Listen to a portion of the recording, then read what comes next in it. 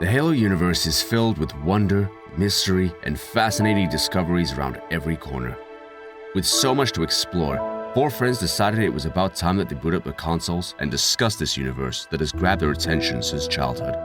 JumperScape Audio kindly welcomes you to join them in the library.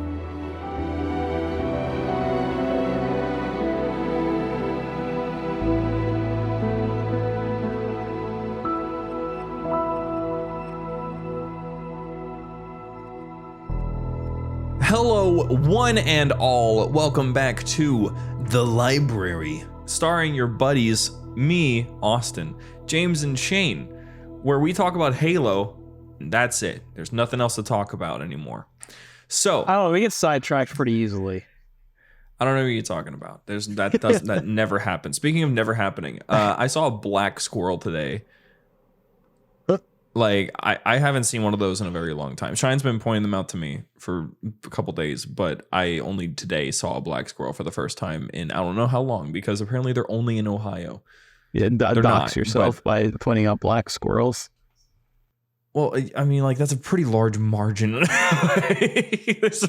are probably Dox more places in Ohio than I think. Black squirrels.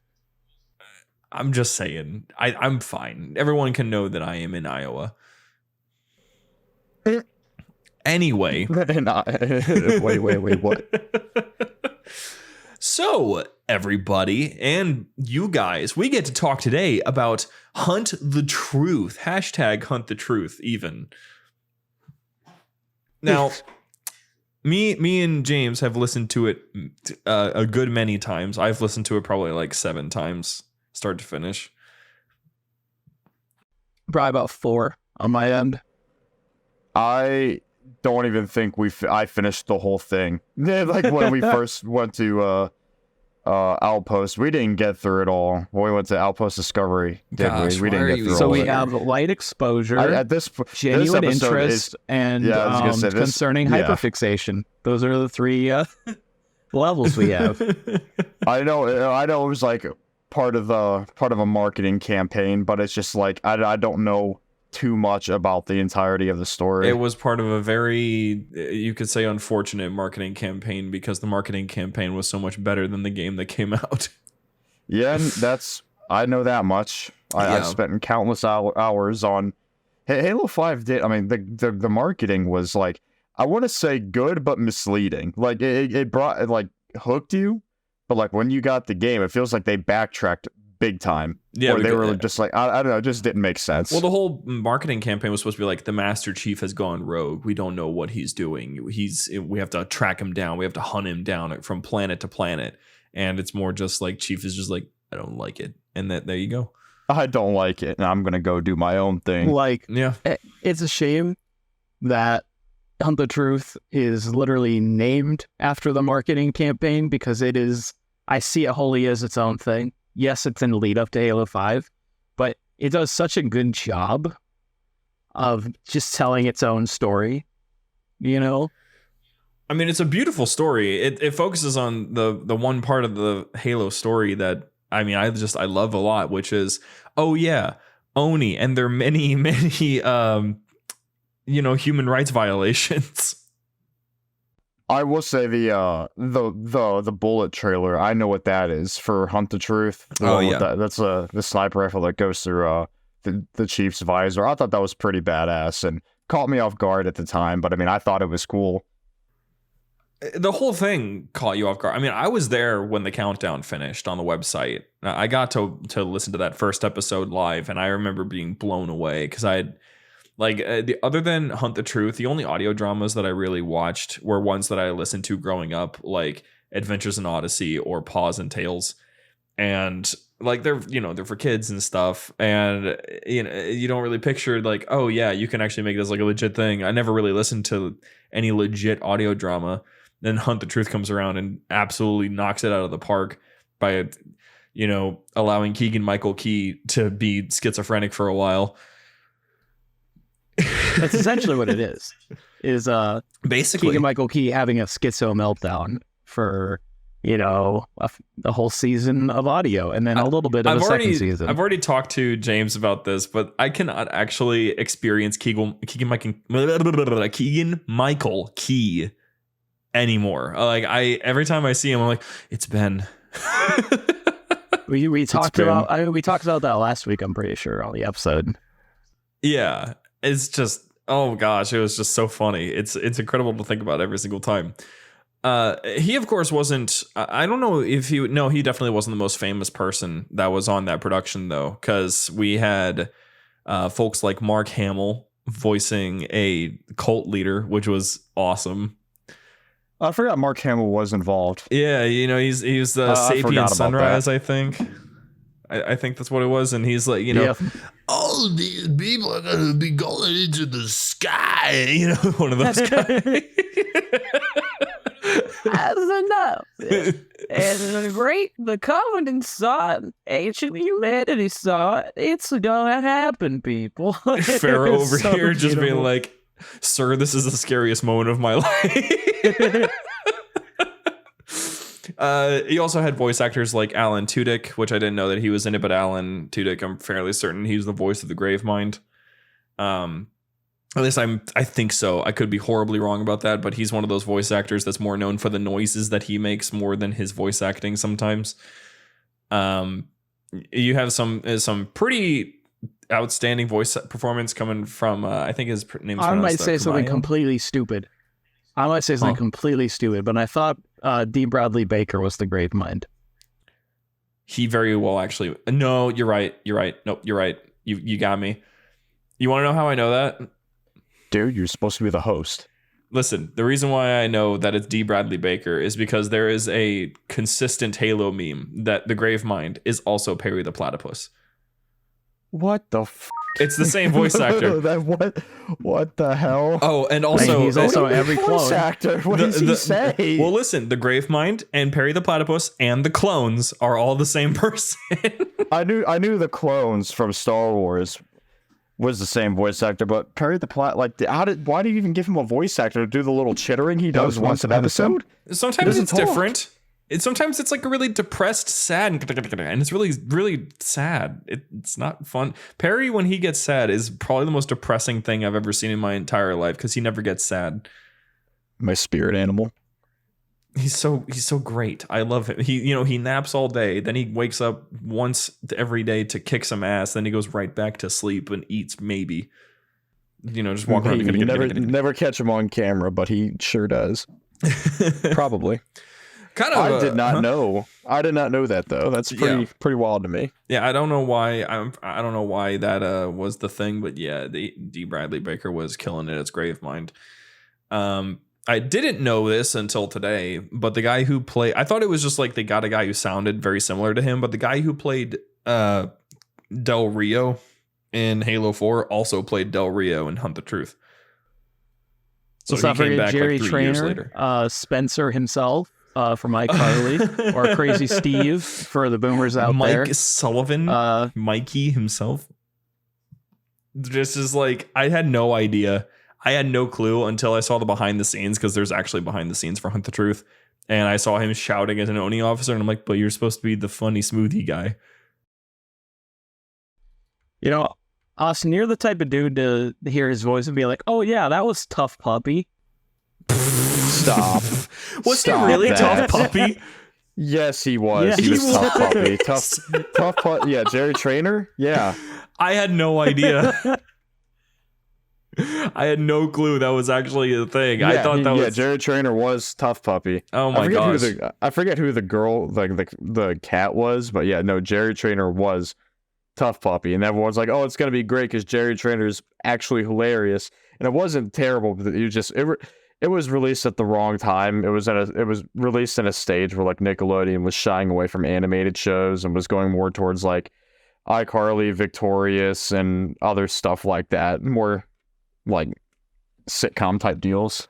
Probably one of the most neat facts you can find about this thing is the fact that Steve Blum, voice of Dempsey, is Jacob Walker, the actor who's like, get your hands on your own hog. That doesn't surprise me. It sounds just like him. And he sounds just like himself. He sounds just like himself. He can never. He is constantly cursed to sound just like him. That's the thing. His voice is unique enough that you're like, yeah, I can apply this to this specific character, but I could also apply it to this character and the other hundreds of guys that sound just like him. It's just the performance that's different. It's kind of like how like Jake the dog and Marcus Phoenix definitely are the same guy, but they behave so differently. They're clearly two different characters. But Hunt the Truth. The whole plot of it is basically we're following a journalist by the name of Benjamin Giraud, Benny Giraud. And Benjamin over here, or Mr. Giraud, as Oni refers to him, he was tasked by Oni to do a cover story on the Master Chief, and because he had finally gone public, and there had to be a hit story about him to boost human morale, But Ben made a little bit of a mistake. He tried to get his own sources instead of following the sources that Oni had specifically set out for him, which were all fake, by the way. None of those people were telling the actual truth. He goes and finds, basically weren't even real people. Not even. No, they were just all actors, which is just terrifying. It wasn't it that he got in touch with the girl that used to spend time out in the fields with Chief when they were kids from the Halo 3 commercial? Yeah, the Starry Night trailer. Yeah, he got a hold of her, and she was like, "What are you talking about? He's dead." And he's like, "Huh?" Because she. Okay. We talked about this a little bit. The fact that Spartans would die, or at least their clones would, and so everyone she saw John's clone croak. Yep, and so everyone on Eridanus 2, his homeworld, everyone in that small town, because it was a small town, they're like, okay, well, counterpoint, the child is dead. And so other things start to kind of crack as he's looking through this story. One of them being that one of the fake sources that Oni gave him was supposed to be this boxing coach. But Eridanus 2 was famous for the fact that it banned boxing on the entire planet. So it's a bit of a slip up on Oni's part. A bit of it, like that's a kind of a huge gap. I don't know how they missed that one. They kind of tease you early on to think Oni scared this man into telling the story, but then like later he finds a tape of that old man rehearsing, and the fact that he it's so wild is so convincing that he basically moves Ben to tears.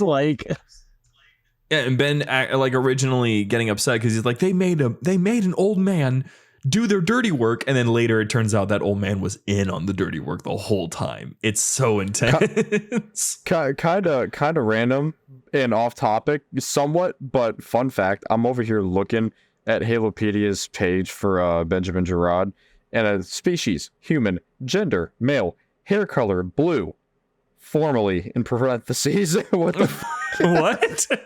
Yeah, it says his hair color is blue. It means it probably faded when he's, shoved in the closet at midnight and no one's hair is naturally blue, so I've always pictured him as I'm not gonna lie, I've never looked at his physical traits, I've never looked it up or searched for it.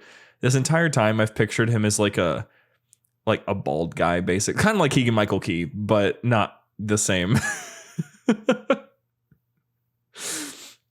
He's very difficult. Basically, ever since I realized it was Keegan-Michael Key, I just see Keegan-Michael Key when I read it. Yeah, when I listen to it, that's who I see.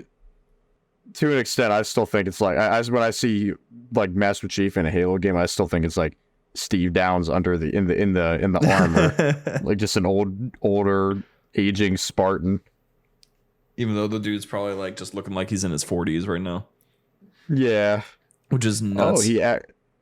Benjamin Giraud actually helped alter battle footage to keep the public unaware of how badly the UNSC was getting their asses kicked in the Human Covenant War. Yes, that is actually a really big thing. So Hunt the Truth was published through Tumblr, and it was also uploaded to SoundCloud. And on the Tumblr, he would occasionally, because this was an ARG technically, he would not only upload these episodes, but he would occasionally upload these little articles where he would just out all the things that he's done for Oni. One of them is there's this picture of Master Chief on the top of a building. His boots are covered in blood. Cool. Yes, his hands are covered in blood. There's banshees all over the sky. The sky looks horrifyingly dark. There's ships coming down. There's beams getting blasted into the city. There's a dead Marine right behind him and all of this stuff. And his goal was to edit it down to make it look more like a propaganda piece so that it was more comfortable for the public. That's Halo 2's cover. Oh my God. Really? Yeah. That's actually f***ing wild. Pardon my French, but oh my God, that's actually nuts. Yeah. Oh, I found the article on it. Yeah. I found the article on it. Hey, I'm reading it now. Oh my God.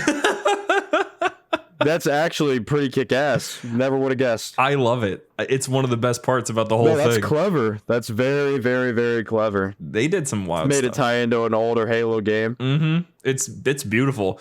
And it must be said, though, like Hunt the Truth, basically from start to finish, you got Ben trying to prove that the Master Chief is an innocent guy because later on they try to tag this murder of a Sangheili person, like Sangheili political leader on Chief, but actually it was Chief. But it was a like a delegation sent to negotiate with humanity, like so basically an ambassador. Yeah, and Oni was trying to pin the killing on Chief for whatever reason. I honestly don't remember. But it turns out Chief was actually taking out terrorists that were disguised as civilians. One of my favorite quotes from that is, "I saw a janitor with a rocket launcher." Was this a janitor with a rocket launcher? Chief hit his staff. Yeah, Chief had taken out all of the terrorists and then gotten the delegation out, but the delegation died before they still took a hit, so they died before Chief could get them out completely. So like Chief had risked himself for that. We don't know why he was there still, and we don't know what that ties into what the story was supposed to be, but it's a very cool idea. And eventually, basically, Oni gets a mark on him. They let him go up on this news broadcast to talk about the truth. But a guy that was an ODST, I don't remember his name, but they had an ODST on there that we don't know what they did to him, but he was steadfastly against Oni at first because he was there. Like I don't know if he saw it or if he had just heard about it like every other ODST, but he was there when Chief had killed ODSTs during a hand-to-hand combat exercise that they didn't know was just a test. And he held it against them ever since. But later Oni got him to basically just start telling lies that he was an actor, that he was trying to get Giraud to dig his own grave, and eventually Giraud gets arrested, and we don't hear from him again. We're supposed to get his buddy, this one chick that's super cool throughout the entire season 1 because she's brutal about how she does her storytelling. But then season 2 starts, and it's from the perspective of another character from season 1 named Pharaoh, who was supposed to be an insurrectionist leader that was supposed to be protecting him. That didn't really happen though, because she was also part of Oni. And it turns out that the woman that we thought we were going to be following for season 2, she basically got arrested after episode 1. So she didn't really make it that far. And season 2, it's all right. I'm not sure if I hold the same candle for season 2 that I do for season 1. It's cool to tease the Guardians through it, but I think season 2 is a really good adventure. It's not as mind-f***y as season 1, obviously, but it shows the other side of Oni, the other terrifying side of Oni, like the relentless pursuit, you know? Yeah. Like they do not leave them, especially since you see Midnight Facility where Benjamin got locked up and he's just nuts. Like they drove him insane. Well, hold on. This might be a long shot, but I'm trying to put a few things together. I remember the one episode that I remember, the one we were on the way to Outpost, was when they were on the Kigyar ship. Was that season 1 or 2? That was 2. That was season 2. That is like some amazing writing to make you feel like you're there. It's okay. So looking at Pharaoh's profile, and you said she was an Oni, correct? Looking into it, she's in section 3. And that's the one that does that's really good with like all the alien tech and like making the hybrid technology, like implementing the Covenant or any other alien tech into, the UNSC's weapons, vehicles, and such, right? Does that maybe tie in? Is that maybe tying in when, the Kigyar on the ship were in exchange for their freedom, they were like, hey, we can fix your ship because she was so well versed in the alien technology. It wasn't the technology per se; it was her knowledge of the Kigyar culture. She was knowledgeable about how to talk them down. To make a bargain, basically. Right. And it worked so well. You basically have to insult Kigyar to gain their respect. Right. Well, I mean, they're practically pirates, space pirates, so I mean, that checks out. Yeah. And it's more than likely... So that I'm not just taking a shot in the dark there. There's an actual connection there between that. Yeah, her training and her expertise applied there. And everywhere else, I would find it hard-pressed to think that she's not part of Section 3's Black Ops unit. There's not a lot of stuff on Oni's Black Ops unit, except for when ODSTs are working alongside them. But it seems kind of likely that she was at least one of them at some point, just based on how she, first of all, carries herself, and second of all, how effective she is in certain combat encounters. But that whole thing was just basically, what if Oni turned on itself, and what does it actually mean to be chased by Oni? Probably the coolest character that we got out of both seasons was probably Mashak Maradi. Shout out to the greatest character ever, because he's just hilarious. No one knows him as the guy who went on to be the dude that could do the finger guns in Eternals, but he did that. Mashak here was basically a hacker who knew how to get through this stuff that I think they called it the sludge or something. It's supposed to be like it's basically like the dark web, but much more cluttered, and there's basically no coherency to the amount of information that's out there. But Mashak knows how to scrub it. He knows how to utilize it. And he was going to dump on Ben, hey, I know that Pharaoh is with Oni, and I know all these other things. I'm going to come to meet you because it's not safe to tell you over this. But Pharaoh got to him first and threw him into the middle of nowhere, literally, like into a safe house that had no internet connection, and hey, nothing. She was supposed to kill him. She was supposed to kill him. That is fair. She just didn't. And it was really funny, too, because she made it sound like she did something brutal to him. But technically she did. It's just only really brutal for his situation. She took away all his games on his phone, bro. Oh, no. I've lost my leaderboard in Ungoi Farmer. Oh, my God. That was one of the best little bits. I still want Ungoi Farmer. I don't understand why they didn't drop it as a game after he mentioned that, because everyone wanted to play Ungoi Farmer. I want to know what Ungoi Farmer is. I want to know how it works. It has to be something like Farmville, Farmer, right? Or do we farm Ungoi? I'm thinking that's Farmville-esque. Like you're an Ungoi that farms. I like to think of it as the other way, just for my own humor. Hey there, Halo fans. Don't go anywhere. We'll be back with our friends right after these messages.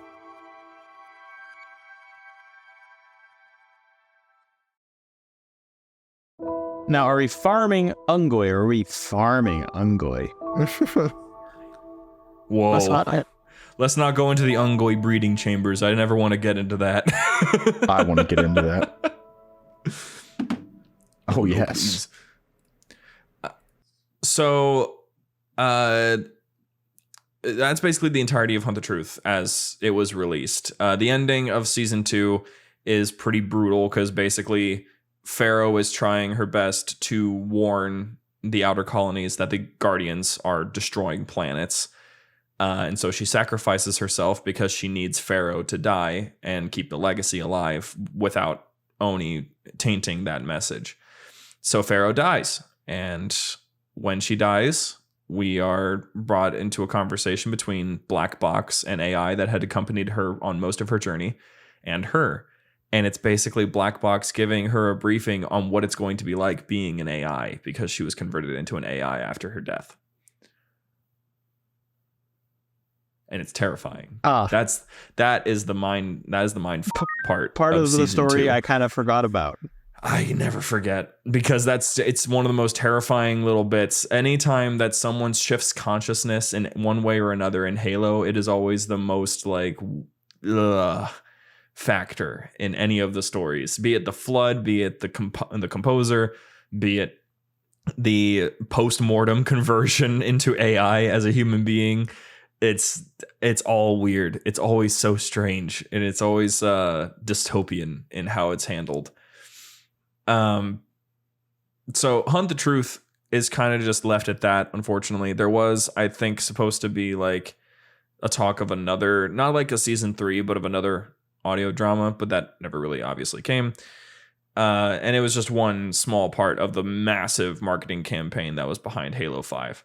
Like, Halo 5's marketing campaign was probably the largest we had ever seen, and then Infinite's marketing campaign was just like a massive step down. I didn't think Infinite's was terrible by any means, but it just it fell short for what they were trying to do. It was Outpost Discovery, and then it was like a few trailers here and there. Like, there was nothing that trailers, really unfinished got you. trailers. It was nothing that really got you. I mean, the multiplayer trailer is pretty hype. Yeah, no, that was I was more like getting hyped for the campaign, which kind of sucks, but you know, I mean, the multiplayer trailer was good, but like, I can't say how many times I watched the first campaign gameplay trailer that we got, the one that was like perceived really bad. Like, the first day we were all like, oh my god, this is awesome, and we like kept watching it over and over again, like looked at all the rendering issues, the bugs, the shitty looking brutes. That's where the Craig meme got born. So it was just like everything just looked completely unfinished and just untextured, and there was grass that was popping in and out of literally just popping in and out of the game, like not even out of focus, but like it'd be there. Master Chief would turn his head slowly to the left, and it would disappear. Well, I'm not even gonna lie. Even on that first viewing, I really didn't like what I was seeing. Even on the first one, because I was like, I'm watching and I'm like, that something's off, like something is wrong, and I like the details that are happening with the wheels coming off and stuff, but something's off. I didn't even notice all of the graphical stuff. It was just like something was off about it, which by this point I figured out the off part was I'm still not so sure that Halo was built for an open world experience, at least not the way that they executed it. Potential was there. It was a missed opportunity. It just, there needed to be more done. There was, I mean, and that's not even just like a knock on the open world, just like the campaign in general. Like, there was not many massive scale. Like, you could get a Razorback full of like maybe 5 Marines, and then you'd go right into another squad of 4 or 5 Marines, and like, that's not a large scale battle. Like, that's something you could load up Halo 3 from 2007 and go and do that. So or get something much bigger. I mean, I've been thinking about all the biggest encounters that you come upon, and like Combat Evolved, you don't get a whole lot, but you do have this massive battle that you can participate in on Assault on the Control Room. In Halo 2, you've got just the entirety of the battle that happens in I think it's Metropolis that you can take part in. In Halo 3, the Covenant and the Ark, those 2 missions back to back are basically just a giant explosion of UNSC combat. Even Halo 4 has a massive battle that you can take part in. Mm-hmm.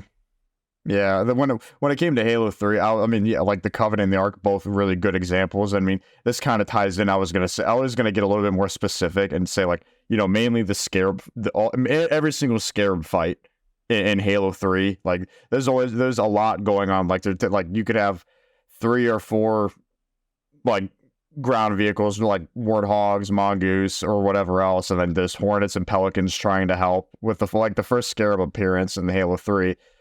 It was done really, really well. Like, you're in a set area, there's a mix of ground, air combat going on. It just feels like there's a lot going on rather than you just walking into a base and there just being a few sleeping grunts, a brute or something like that. It just, I don't know, fell short.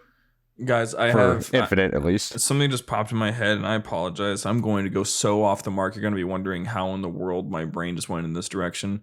So in Halo dubs, there's at one point he said, if you guys forget how to do something, tap your damn head twice. And the guy taps his head twice, and then he goes, "Oh, Connor, you idiot!" Right, guys. What if to Spearhead was making a subtle nod at calling Frank O'Connor an idiot? Perhaps. I don't know why this just came to my head. It was just I don't know what I said about Scarab boss fights that triggered that in your brain, but I'm happy for you. I just use that line and I imagine the Connor we know, and I think it's hilarious. Oh, Connor, you idiot! I say that to myself like 8 times a day, and then not even to myself, to him. It's like 8 times. It's like 8 times to myself, and then like a good 5 to 8 directly to him, depending on what we're doing. Incredible. So since there's not really a whole lot to talk about with Hunt the Truth, because it's not overly like talking about it itself, there's some detail that you can get out of it, but the story itself is pretty cut and dry, aside from breaking down every single episode. But that's not really what this show is for yet, I guess. So for this later half, maybe quarter, who knows, because I don't know if we'll go much longer for this one, but we had I feel really bad. We had this guy on our Discord. We answered him on the Terminals After Show a while ago, but I told him we were going to answer it on the actual show because that's how we usually handle Q&A. Now, you see, dear listener, if you've been paying attention, which I'm sure you have because you are so intelligent, we have a Discord. And in that Discord, we have a channel called the Library Q&A. In the Library Q&A, you can ask us questions. And if we give like a little sticker or whatever, then it's going to get answered on the show. But due to moving and other complications with folks and all these other things that were happening, I completely forgot multiple times to talk about it. So here I am now to amend this mistake. This question comes from Gunny in our Discord. He's a great guy. Love to have him around. He adds a lot to our conversations in general chat, I believe. Shane is currently typing out a message. Hello, Gunny. We're talking about you right now. Like, yeah, you never say anything in this server ever, and this is the only thing that you've ever said. Okay, so yes, what is your guys' favorite character in the Halo universe and why? Who's leading this one off? I could pick. I could go eeny, meeny, miny, mo. Do something like that. I could flip a coin. Okay, how about you lead it off? Okay. There's 3 of us. How are you gonna flip a coin, you fucking idiot? I just wouldn't participate. I mean, frickin'. I've dropped the F-bomb 3 times. It does not matter. Also, we'll just edit it out. There has been a total of 4 doodle-doos that are going to have happen so far. Okay, so, well. Yeah, if you want to add in a 5th, that's really up to you. Thank you.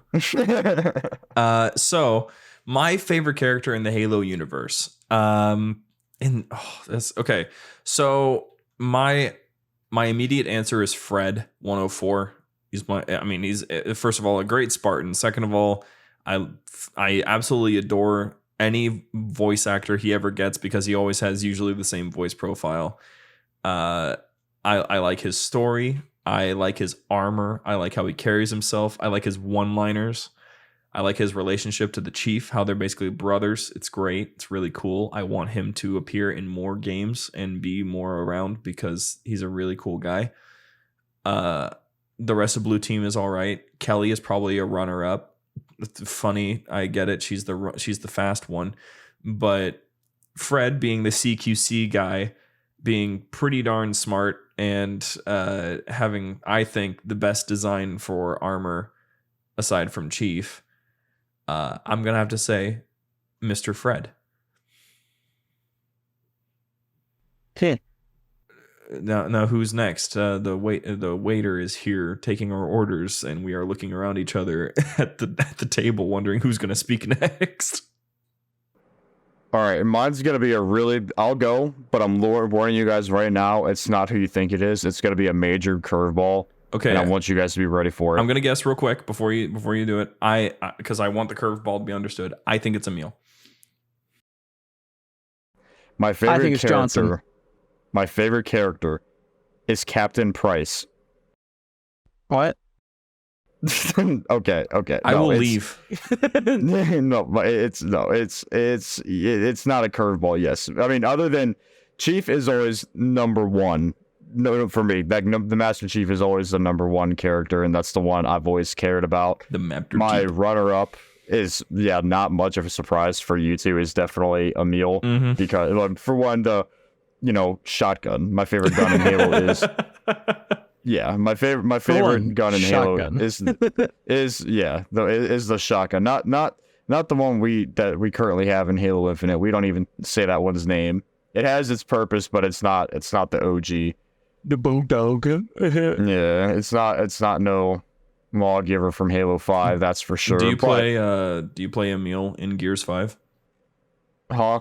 When I did play Gears 5, the little version of Firefight that they got. Yeah, I did. I played it with Connor. I did play as Emil on steroids somehow. I mean, every character is worded up in Gears, but yeah, I want to join you guys on that. I really want to play it. Yeah, we will. We'll go back to it. It's been a while, but I'm down to go back. But aside from the shotgun, I've always said if you take if you were gonna or if I was going to draw armor for my own Spartan, something like Emil would have eventually came to mind. So it just feels like Bungie read my thoughts as a young child, intruded them, and just plopped out a physical rendition of what I would want my Spartan to look like. It's literally Emil. That's the most painful part, though. You keep on getting people who are stop being like Emil. It's no, Emil is like me. You don't get it. and that's what sucks, because what else is shitty about that is he literally uses the colors I've been using since day one, black and red, and it's just dude, it doesn't matter. He stole what my whole Halo flow. No, I know, and I'll have to change up a chest plate or a shoulder plate or a visor color or something, because I don't want everything to be completely identical to Emil. And I'm I can't change my colors, and I can't change the helmet, because the colors in the helmet that's what's important right there. Yeah. So it's just I'm kind of screwed regardless. And I mean, back when we used to play Halo Reach, we would always go left shoulder plate was a smaller piece, and then the right shoulder plate was something big and beefy. And look at Emil, that's exactly what Emil has. And I'm dude, come the hell on. Yeah, I know it was. And I mean, I wasn't alone, thankfully. That's how everyone did it. But oh my God, it just got really, really old after a while. Gunnies are blind too. And it sucks, because in Halo Infinite, I mean, that was the way I was thinking. I'm that might be the best way I can kind of shake the Emil allegations, and just I can I don't know, a better a darker, sleeker black, a different color red, and mix and match some older armors and some newer armors to make a better rendition of what I would want my Spartan to look like. That doesn't look like just a great value version of Emil.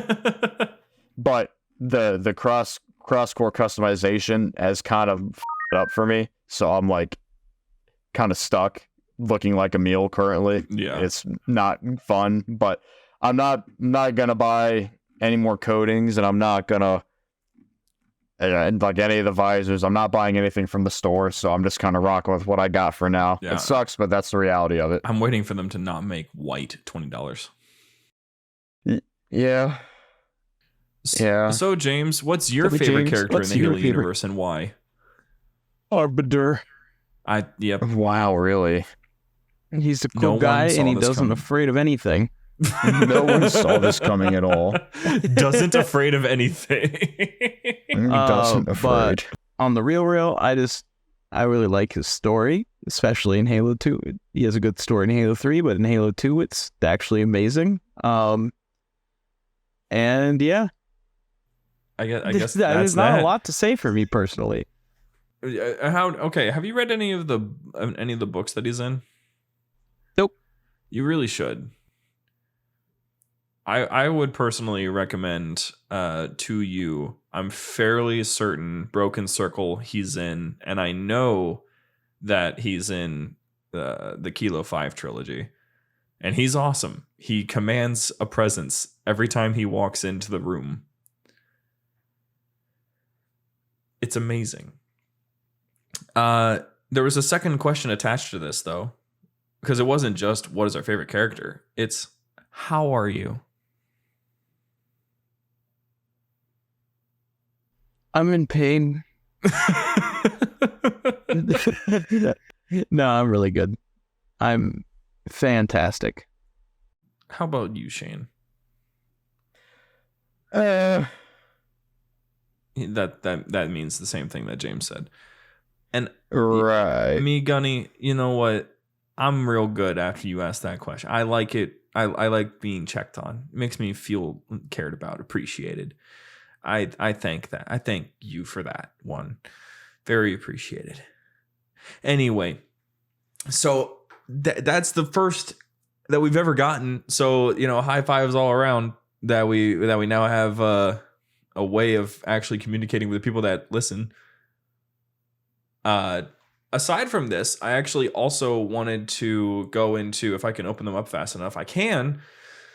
Wanted to go into kind of responding to some of the stuff that we've gotten over the course of the show so far, because you guys, I'm sure you remember that I mentioned this. On every single episode that we release onto Spotify, we have two things that we upload alongside the episodes. One of them is a Q&A. That's like a question related to the episode. And then a poll. Simply, was this a good episode? Now, the first one that we ever did was for the precursors. The question was, do you think the precursors were justified in killing the forerunners were justified in killing the precursors? And what's funny is that we actually have opposing opinions on that one. The first one said, no, they should have had the foresight to understand the precursors know best, and them turning on them spelled their doom. That's a good point. I like that point of view. The other guy, though, yeah, but it isn't right. It had to be done. Okay, yeah, the first guy definitely it had to be done. No, that's not much of an argument. It had to be done. Had to be done. Has to be done. Oh goodness, it's so great. And our first episode, we have 10 votes on if it's a good episode or not. 6 said yes, 1 said no, and 3 said that they're indifferent. Well, the one person who said no, I hope you have a terrible, terrible day. You. I hope your whole family has a nice Christmas. I hope you get coal in your stocking. He's just keeping us humble. I understand. we can't have 6 people saying yes and like no one saying no. It's a bad episode. Our ego would be inflated. Oh, absolutely. Like no one said it's a bad episode. 100%. We're just that would twisted. Make it a whole We're good. 4 people that say that's way too many people praising. The dislike trolls have made their way from YouTube to our podcast. Which we should actually...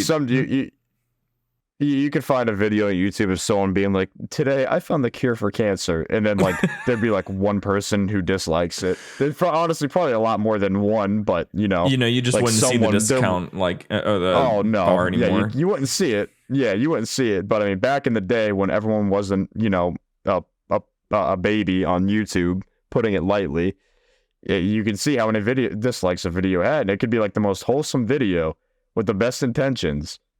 And it'd still be like, it'd have like 12 million likes, and then there's like 2,000 dislikes. I'm like, dude, what the hell is wrong with you people? You're just disliking things to dislike them. Well, yeah, it's annoying. It happens.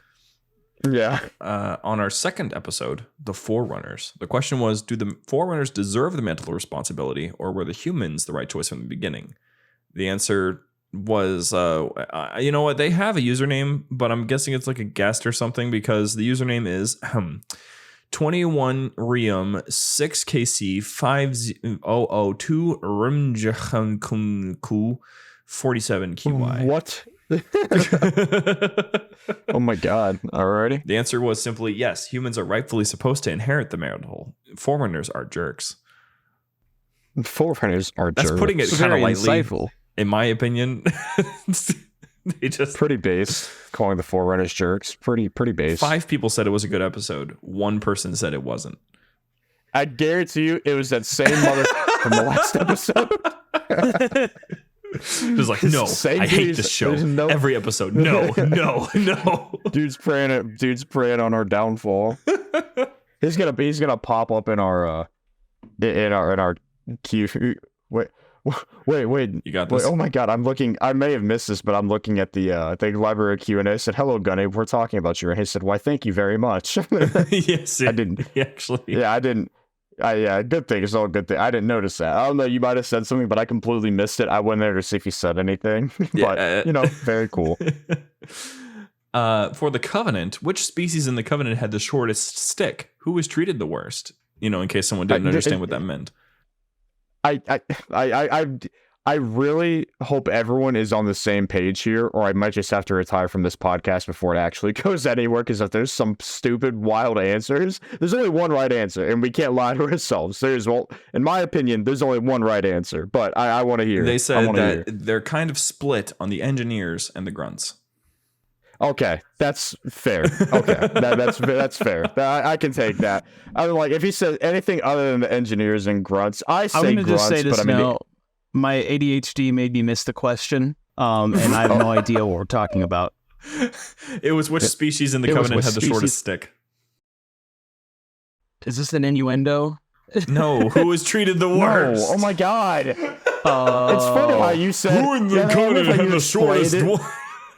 I love how you put it in parentheses, like who was treated the worst, and you were like, "Oh, Fred, I put it there for anyone who might not understand." And James on the podcast is the one who didn't understand. Oh my god, that's funny. What would you say, James? It's the grunts or the engineers. It's the only answers that make any kind of sense. Yep, they got it. 3 people said it was a good episode. 1 person is indifferent. Okay, so the dislike troll didn't come back for thirds. So 1 person actually replied to, what role in the UNSC would you want to play? And he replied, ODSTs. They're just so cool to me. I love them. Very based. Very, very based. Yeah, I mean, Austin got on his burner and decided to comment. Listen, okay, ODSTs are cool, but I would only maybe do that. I wouldn't 100% do that. There was actually a lot more people in the comment that were replying to the question saying nope, so everyone's like Spartan. Like the count is 50-0 for Spartans. Austin deletes them all and goes on his burner and comments ODST. They're so cool. It's just that reply now. 8 people said they liked it. Yeah. No one said they didn't like it. No one is indifferent. Alrighty. Everyone says it's a good episode. Well, still a good episode. And what episode was that? That was the UNSC one. Oh, okay. I do remember that one going well. It was a good time. The next one is the... Well, I mean, that's something we were all... Human Covenant War. I didn't want to cut you off. I was going to say, that's something we're all well-versed in, so I'm not surprised it was a good episode. Yeah. This one was, which game displayed the war the best in your opinion? And he replies, Halo 3 ODST, because you get to see the aftermath and you're a normal soldier, kind of. Austin, get off your burner. Listen, oh my God. I'm just saying, he makes a good point, doesn't he? Get off your burner. He makes a good point, okay?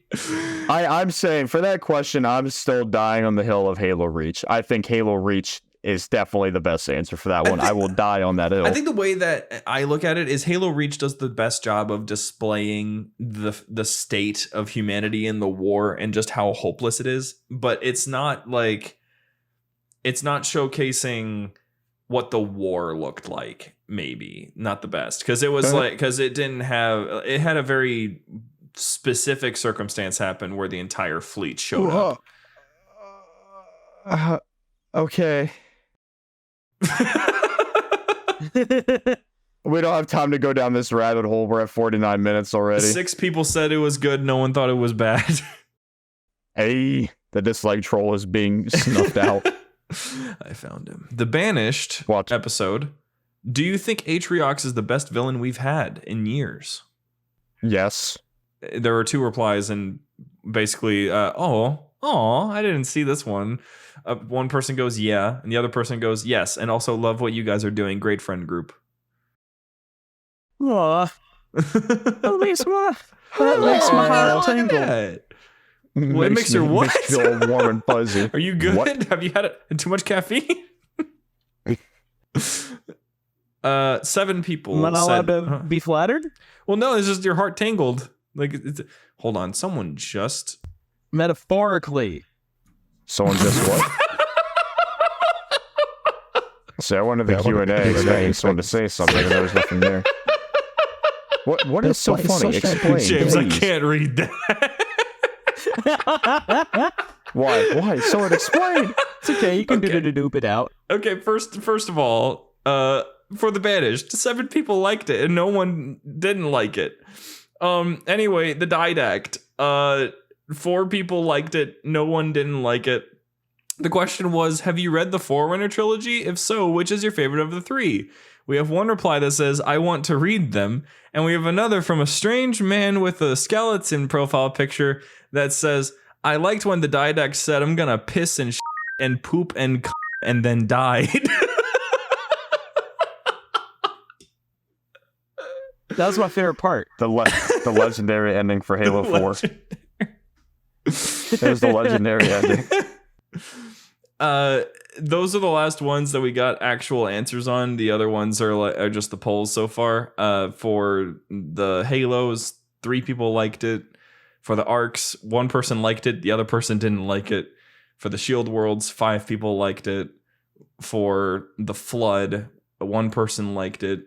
For the Prometheans, 2 people liked it, and for the Prophets, we don't know yet. No one's voted on it yet, so we're at least getting interaction, and I'm cool with that because I love interacting with folks, especially in this community. I did it for a very long time, and I'm happy to have a different way of going about it, especially since like our show is only growing, and you know what, dear listener, you can help us grow by, first of all, spreading the show around. By second of all, going to discord.gg/JumperScape and joining our community there. By third of all, going to Patreon perhaps, because there's free episodes of Terminals now available there. It's not all behind the early bird special. It's only $2 a month. Why wouldn't you want that? But otherwise, there's still free episodes there for you. So you could go and listen to Terminals and what? Also, make sure you like, subscribe, hit the notification icon. And did you know that 90% of you who listen to the show aren't subscribed? This episode is turning more and more into like an after show. It really is. I know. I'm fine with it, but yeah, we don't. So we're all good with that. We're gonna go to YouTube eventually. That's the best part, is that we're working on that right now. Mostly me. I'm working on getting us there. These guys are more just like preparing for what I might do to get us there. I'm willing to pull some strings, rip out some ventricles. Fall. Whoa. Anyway, thank you so much, dear listener, for joining us for talking about Hunt the Truth. We didn't get overly detailed about it, and that's basically on purpose.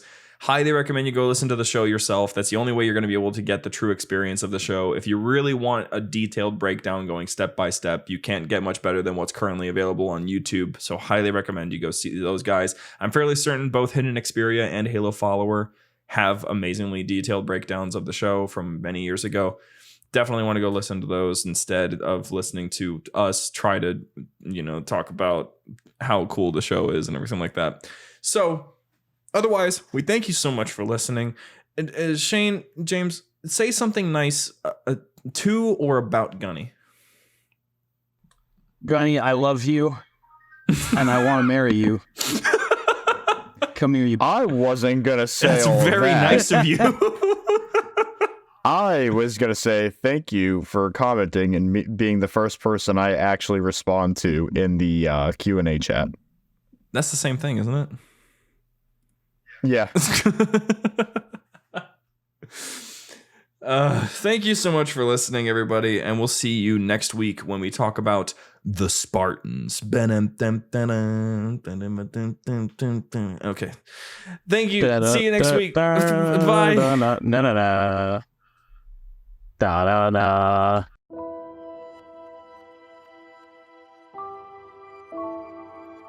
The library was produced and published by JumperScape Audio.